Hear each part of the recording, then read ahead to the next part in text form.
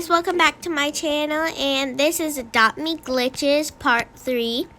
Last time it was about my house glitch, and this time it's about Damien's train. Damien, his train got stuck, right? No, I bungee corded from the big building up there. He bungee corded from the building. And I equipped my train and mid-air. And he equipped the train. When it hit the floor, it broke for a little bit, but then it cut off. So, the sky building? Yeah. So Damien was at the sky building. He bungeed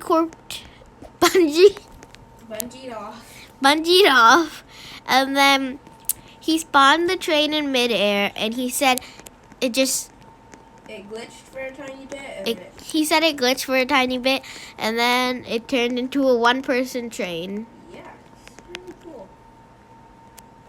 I don't know where my griffin is. We've been trying to find glitches for the last minute. Yeah. Only a minute. It's only been like a minute. Yeah. Remember when we glitched under this area? Oh yeah, let's try and do that. Okay, But that will be I don't know if it'll turn another glitch for part 4, guys. Bye.